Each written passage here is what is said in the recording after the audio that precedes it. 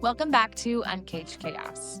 If you're new here, hi, I'm Andi, certified life coach, and this space is where we stop pretending to have it all figured out and start getting honest about what it actually takes to become our authentic selves. This podcast is about breaking out of the cages we didn't even realize we were living in. Expectations, old identities, people-pleasing, perfectionism, and all the quiet ways we shrink ourselves to fit. Because being human doesn't come with the permission of others. We dismantle what it means to be authentically you, not being liked or agreeable, not being the version of you that makes everyone else comfortable, you. Today, we are talking about something that sounds simple, but quietly controls a lot of people's lives. The difference between being kind and being nice. And I want to start with something that might hit a little close. A lot of us were never actually taught how to be kind. We were taught how to be nice. And those two things are not the same. And if I'm being honest, a lot of us didn't just learn to be nice. We got caged in it. Because niceness keeps things predictable. It keeps people from getting upset. Keeps us feeling safe. But safe isn't the same as free. And this is where the uncaging starts. For a long time, I thought I was a good person. And I thought that meant being the nice one. The one who kept the peace. The one who smoothed things over. The one who didn't rock the boat. And if someone needed help, I was always there. If someone was upset, I would try to fix it. If something bothered me, well, I just swallowed it. Because in my head, that's what good people do. Good people are nice, right? But over time, I started to notice something. Being nice was exhausting because I wasn't just being considerate. I was constantly managing other people's feelings, editing myself before I even spoke, saying yes to things I didn't want to do, keeping the peace while quietly building resentment underneath it. And eventually I realized nice and kind are not the same thing.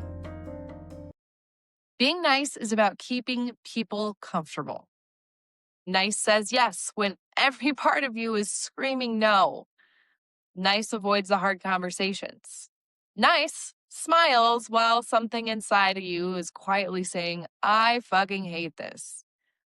And let's be honest, nice is fear that's socially acceptable. Fear of conflict, of rejection, of being misunderstood, fear of disappointing someone. So you adjust, you soften, you shapeshift. But here's the part no one says out loud. If you're constantly being nice, people don't actually know you. They know a version of you that's easiest to keep. And resentment, it doesn't stay quiet forever. It slowly leaks. It leaks into your tone, your energy, and the way you start pulling back, and you don't even know why. Until one day, you are sitting there thinking, how the hell did I get this drained? Kindness looks different. Kindness is rooted in care, not approval.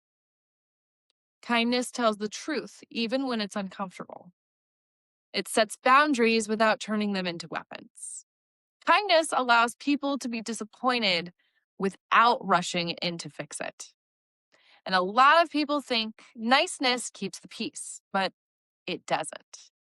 Niceness avoids the problem, while kindness actually protects the relationship. Because kind people don't let things quietly break underneath the surface. Kind people say the truth. Not to hurt someone, but to protect the connection. Because avoiding the truth doesn't protect anything. It just slowly fucks it up over time. So yes, kind people keep the peace. But not the fake kind. Real peace requires honesty. And honesty will feel like conflict to people who are used to your silence. Now, this shows up in everyday situations more than people realize. Plans you don't want to go to. Nice sounds like, sure, yeah, I'll be there. Even though you already feel drained, just thinking about it, and you find yourself negotiating with your emotions on justifying why you should go. But kind sounds like, hey, I'm actually really needing a night to recharge. I'm going to set this one out. One keeps you liked, the other keeps you honest. When someone crosses a boundary, nice says nothing and then quietly pulls away later. Kindness says, hey, I want to be honest. When that happened, it didn't sit right with me. Nice avoids the moment. Kindness protects the relationship. Or how about being asked for something that you don't actually have the capacity for? Niceness says, yeah, sure, I can do that, without even thinking about it. And now you're overwhelmed and slightly resentful. Kindness says, I can't take that on right now. No over-explaining, no guilt spiral, just honesty. Now, what if someone says something and you hold back your truth? Nice says, yeah, that's fine, when it's very much not fine. Kindness says, I don't think I've actually been fully honest. I feel like I need to say something. And yeah, that feels uncomfortable. But discomfort is often the door out of the cage. A lot of people build their identity around being the nice one. Believe me, I did. And I heard this quote that really hit home for me that kind of changed everything. Niceness is often the performance of kindness, but not necessarily the action of it. Meaning, you can look like a kind person and still be abandoning yourself in the process. And that one stings. Because a lot of us build our identity around being good and kind. But constantly abandoning yourself doesn't make you good. It just makes you easy to keep. And that is the trap. You build a version of yourself that everyone else is comfortable with and end up feeling trapped inside of it. That's not kindness. That's a cage with really good decorations. Now, if you're listening to this thinking, yeah, but I don't want to hurt people. I get that. I really do. I was that way as well. But avoiding honesty doesn't prevent hurt. It just delays it. And usually makes it 10 times worse. Uncaging yourself doesn't look like becoming harsh or shutting people out.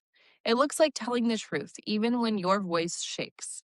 It looks like letting people have their reactions without trying to control them. It looks like choosing yourself without turning it into a war. And that's what real freedom starts to look like. At some point, you have to decide, do I want to be liked or do I want to be real? Because trying to be both all of the time, that's what's been exhausting you. If you've ever felt not ready enough, confident enough, or brave enough to show up as your full authentic self, you are in the right place. I am opening up a limited number of spots for one-on-one coaching. If you've been listening to this and realizing you want deeper support, not just surface level, but real, honest, sometimes uncomfortable truth and growth, the kind where you really start asking, who the hell am I without this pattern? That's the work I do with my clients every day. If you're interested, you can apply through the link in my bio. This is Uncaged Chaos, where being human doesn't come with permission slips and finding yourself, despite disappointing others, that's the whole fucking point.